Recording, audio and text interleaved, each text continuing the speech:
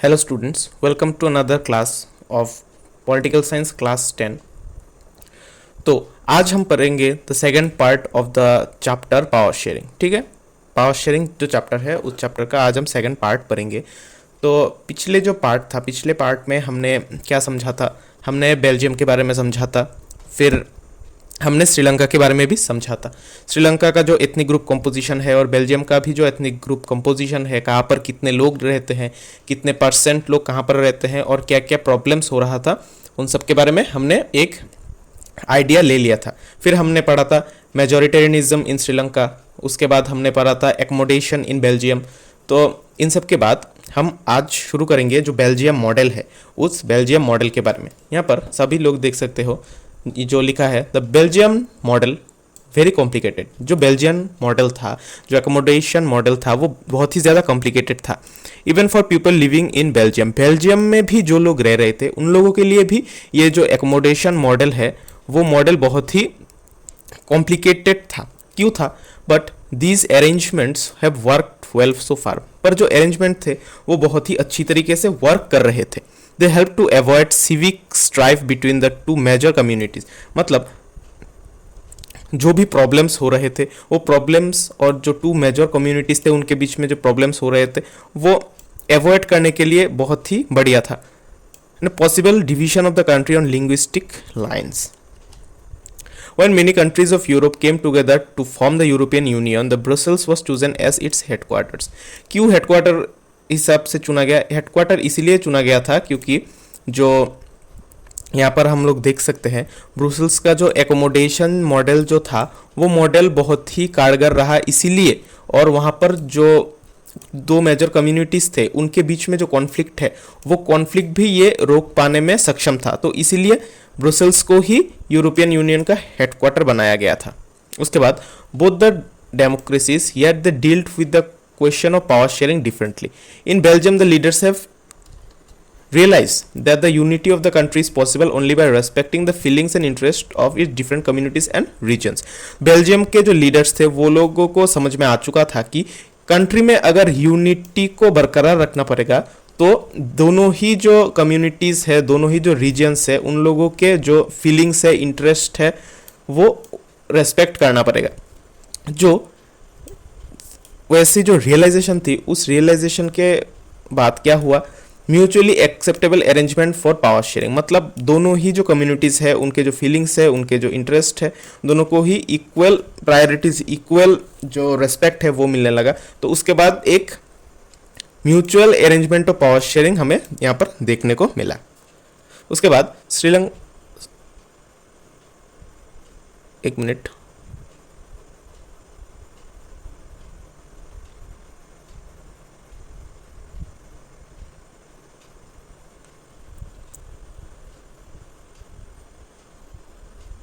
Sri Lanka shows as a contrasting example. It shows us that if a majority community wants to force its dominance over others and refuses to share power, it can undermine the unity of the country। यहाँ पर क्या बोल रहा है? जो श्रीलंका था, श्रीलंका में एक कॉन्ट्रास्टिंग एग्जाम्पल था, मतलब एक अलग ही एग्जाम्पल हमें देखने को मिला था। वहाँ पर दिखने को मिल रहा था जो मेजॉरिटी कम्युनिटी है वो अपना डोमिनेंस दिखा रहा था दूसरे जो कम्युनिटीज़ है उनके ऊपर। मतलब जो डोमिनेंसी के द्वारा वो लोग पावर को शेयर करने के लिए मना कर रहे थे, रिफ्यूज कर रहे थे, पावर को डोमिनेट कर रहे थे अपने हाथों रखकर। It can undermine the unity of the country. जो कंट्री का जो एक एकता है, यूनिटी है, यूनिटी को ब्रेक करने के लिए ये काम कर रहे थे।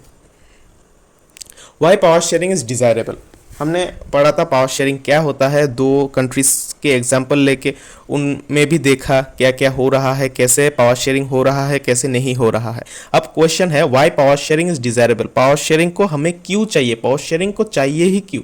Y it should exist in our country, in our society. हम इसको डिज़ायर क्यों करते हैं, इसका डिज़ायर क्यों करना चाहिए? Power sharing is good because it helps to reduce the possibility of conflict between social groups. मतलब पावर शेयरिंग अगर रहेगा तो सोशल ग्रुप्स के बीच जो डिस्प्यूट्स हैं, कॉन्फ्लिक्ट्स है, वो नहीं होंगे। Social conflict often leads to violence and political instability. Power sharing is a good way to ensure the stability of political order. मतलब अगर जो सोशल कॉन्फ्लिक्ट्स होते रहेंगे वो क्या करेंगे, वायलेंस क्रिएट करेंगे और जो एक पॉलिटिकल इंस्टेबिलिटी हो जाएगा। तो इन सब से छुटकारा पाने के लिए पावर शेयरिंग एक बेहतर तरीका है। Imposing the will of majority community over others may look like an attractive option in the short run, but in long run it undermines the unity of the nation। यहाँ पर क्या बताया जा रहा है, जो मेजोरिटी कम्युनिटी है, अगर मेजोरिटी कम्युनिटी के पास ही पावर रह गया तो ये एक अट्रैक्टिव ऑप्शन हो सकता है, मतलब ये लोगों को ललचा सकता है। पर यहाँ पर एक ट्विस्ट है, ये सिर्फ शॉर्ट रन में ही ये बेहतर साबित होगा, पर अगर लॉन्ग टर्म में देखें ये यूनिटी ऑफ द नेशन के लिए बेहतर नहीं होगा। तो इसलिए हमें एक प्रॉपर पावर शेयरिंग की ज़रूरत है। There is a second deeper reason why power sharing is good for democracies. और भी कोई रीजंस है। The democratic rule involves sharing power with those affected by its exercise and who have to live with its effects. People have a right to be consulted on how they are to be governed। मतलब यहाँ पर हो रहा है, यहाँ पर हम देख सकते हैं डेमोक्रेसी है, ठीक है। तो डेमोक्रेसी रहने से क्या होता है, पीपल को, लोगों को इन्वॉल्व करना चाहिए, लोगों का भी एक विल लेना चाहिए, जो वो लोग कैसे गवर्न होना चाहते हैं, लोगों के साथ भी कंसल्ट करना चाहिए as democratic rule involves here. A legitimate government is one where citizens through participation acquire stake in the system. एक लेजिट गवर्नमेंट वही कहलाता है जिसमें लोग पार्टिसिपेट करते हैं, लोगों का पार्टिसिपेशन के थ्रू ही एक गवर्नमेंट बनता है और एक डेमोक्रेटिक रूल एस्टेब्लिश होता है जहां पर हर लोगों के साथ कंसल्ट करके डिसीजंस बनाए जाते हैं कैसे वो लोग गवर्न होना चाहते हैं। उसके बाद call the first set of reasons prudential and the second moral. While prudential reasons stress that power sharing will bring out better outcomes, moral reasons emphasize the very act of power sharing as valuable। यहाँ पर क्या बताया जा रहा है, देखो पहला जो एक रीज़न हो गया वो तो है प्रूडेंशियल रीजन, सेकंड है मोरल रीजन। पर जो प्रूडेंशियल रीजंस है वो स्ट्रेस करता है पावर शेयरिंग में, जो कि कुछ बेटर आउटकम्स निकालने के लिए ज़रूरी है। और जो मॉरल रीजंस है वो क्या करता है, एम्फसाइज करता है act of power sharing as valuable. मतलब दोनों ही चीज़ें ज़रूरी है, एक अच्छा है एक बुरा है, मतलब ऐसे हम नहीं कह सकते, पर दोनों के ही इक्वल वैल्यूज़ है। अब हम पढ़ लेते हैं forms of power sharing. The idea of power sharing has emerged in opposition to the notions of undivided political power. यहाँ पर क्या बताया जा रहा है, आइडिया ऑफ पावर शेयरिंग, जो कि पावर शेयरिंग का जो आइडिया है वो कहाँ से इमर्ज हुआ, the opposition to the notions of undivided political power. जहाँ पर पॉलिटिकल पावर को डिवाइड नहीं किया जाता है वहाँ से ही ये इमर्ज हुआ था कि पॉलिटिकल पावर को शेयर करना ज़रूरी है।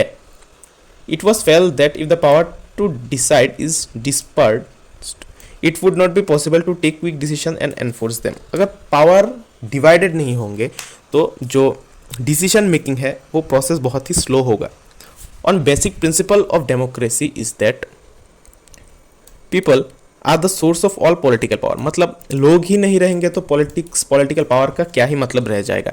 In democracy people rule themselves through institution of self government. मतलब डेमोक्रेसी में क्या होता है, लोग खुद ही वोट्स देते हैं, वोट्स देने के बाद एक गवर्नमेंट फॉर्म होता है और वो गवर्नमेंट उनका खुद का ही बनाया हुआ है, वो लोग खुद ही ऐसे गवर्नमेंट बनाते हैं जिनसे वो लोग रूल होना चाहते हैं, ठीक है। उसके बाद in a good democratic government due respect is given to diverse group and views that exist in the society. यहाँ पर क्या हुआ, अगर जो डेमोक्रेटिक गवर्नमेंट है वो अगर अच्छा हुआ तो क्या होगा, जो डाइवर्स ग्रुप है उनको रेस्पेक्ट मिलेगा, उनके जो व्यूज़ है वो भी सोसाइटी में एग्जिस्ट करेंगे। Everyone has a voice in the shaping of public policies. Public policies को एक शेप देने के लिए हर एक व्यक्ति का वॉइस रहना ज़रूरी है। Therefore it follows that in a democracy political power should be distributed among as many citizens as possible. यहाँ पर क्या बोला जा रहा है, जो पब्लिक ओपिनियन है वो बहुत ही ज़रूरी है। तो यहाँ पर क्या होगा, अगर वो ज़रूरी है तो लोगों को भी अपॉर्चुनिटी देना पड़ेगा, तो इसीलिए political power should be distributed. Political power को डिस्ट्रीब्यूट करना पड़ेगा, जितने सिटीजन्स के पास हो सकता है ये जो पॉलिटिकल पावर है इसको डिस्ट्रीब्यूट करना चाहिए। In modern democracies power sharing arrangements can take many forms. Let us look at some of the most common arrangements that we have or will come across। यहाँ पर क्या बताया जा रहा है, जो मॉडर्न डेमोक्रेसी है जिसमें पावर शेयरिंग होता है उसमें बहुत सारे अरेंजमेंट्स है, वो अरेंजमेंट्स के बारे में ही हम अब पढ़ेंगे। ठीक है, यहाँ पर power sharing, power is shared among different organs of the government such as legislature, executive and judiciary. जो गवर्नमेंट है उनका 3 पार्ट्स होता है, लेजिस्लेचर, एग्जीक्यूटिव एंड जुडिशियरी। ये तो छोटे क्लासेस में भी लोगों ने पढ़ा होगा। Separation ensures that none of the organs can exercise unlimited power. Each organ checks the others. मतलब जो जुडिशियरी हो गया, एग्जीक्यूटिव हो गया, लेजिस्लेचर हो गया, इन सबको सेपरेट सेपरेट पावर्स दिया हुआ है और एक दूसरे के ऊपर चेक करते रहता है। क्यों चेक करते रहता है? क्योंकि अगर एक ही कोई बॉडी के पास अनलिमिटेड पावर रह गया तो वो उस अनलिमिटेड पावर को एक्सरसाइज करने लगेगा। ये ना हो इसलिए डेमोक्रेटिक गवर्नमेंट के 3 बॉडीज रहते हैं। ठीक है, this results in a balance of power among various institutions. Last year we studied that in democracy, even though ministers and government officials exercise power, they are responsible to the parliament or state assemblies. मतलब power तो है उनके पास, but they are answerable किसके पास? to the parliament or the state assemblies. ठीक है, although judges are appointed by the executive, they can check the functioning of executive or laws made by the legislature. This arrangement is called a system of checks and balances. ये जो system है जो अब हम पढ़ रहे हैं उसको क्या कहते हैं? System of checks and balances. ये नोट कर लेना, ये एग्जाम में आ सकता है। उसके बाद power is shared among governments at different level. Government में भी डिफरेंट लेवल्स में पावर शेयर होता है। पहले हमने क्या समझा? डिफरेंट ऑर्गन में पावर शेयर होता है। अब हम समझेंगे डिफरेंट लेवल्स में कैसे पावर शेयर होता है। General government of the entire country and governments at the provincial और रीजनल लेवल। ठीक है, एंटायर कंट्री में क्या हो गया? सेंट्रल गवर्नमेंट, प्रोविंशियल में स्टेट गवर्नमेंट, रीजनल लेवल में ग्राम पंचायत और जो भी हो सकता है। ठीक है, general government for the entire country is usually called federal government. ठीक है, in India we refer to it as central और यूनियन गवर्नमेंट। ये तो बहुत ही सिंपल हो गया। The governments at the provincial और regional level are called by different names in different countries. In India we call them state governments, जो कि मैंने यहाँ पर समझा दिया। उसके बाद the constitution clearly lays down the power of different levels of government. जो डिफरेंट लेवल्स ऑफ गवर्नमेंट है उनका जो पावर है वो कहाँ पर लिखा है? पावर लिखा है कॉन्स्टिट्यूशन में। This is called federal division of the power. Federal division माने क्या हुआ? ईच लेवल में कुछ पावर्स डिस्ट्रीब्यूटेड होते हैं। ठीक है, the same principle can be extended to levels of government lower than the state government such as the municipality and panchayat. Among different social groups, power is shared among the different social groups. ठीक है, power में also be shared among different social groups. वो क्या हुआ? Such as religious and linguistic groups. Religious groups के बीच में, linguistic groups के बीच में। रिलीजियस ग्रुप वो होते हैं जो रिलीजियन को प्रमोट करते हैं या एक स्पेसिफिक रिलीजियन को मानते हैं। लिंग्विस्टिक ग्रुप क्या होता है? Based on any language. Okay, community government in Belgium is a good example of this arrangement. इस अरेंजमेंट का एक बेहतर एग्जाम्पल कौन है? Community government in Belgium. In some countries there are constitutional and legal arrangements whereby socially weaker sections and women are represented in the legislatures and administration. ठीक है, this method is use to give minority communities a fair share in the power. मतलब ये जो process है, social groups में जो power को share किया जाता है वो क्यों किया जाता है?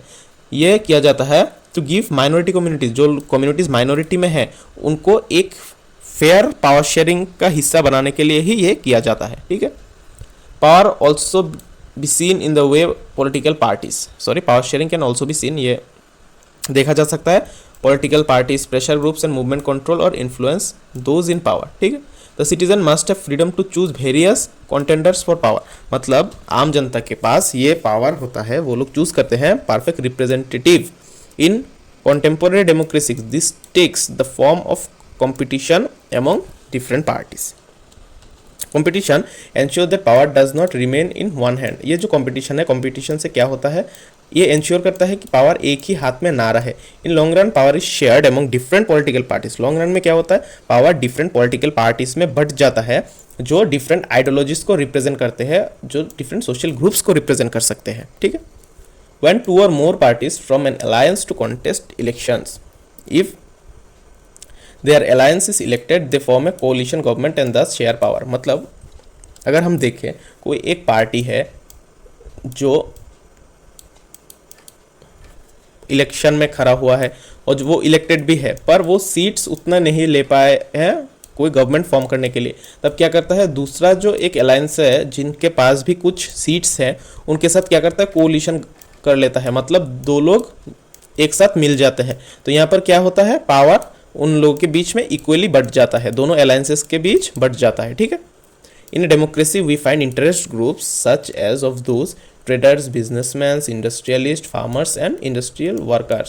They also will have a share in governmental power, either through participation in governmental committees or bringing influence on decision making process, ठीक है। ये तो सिंपल हो गया।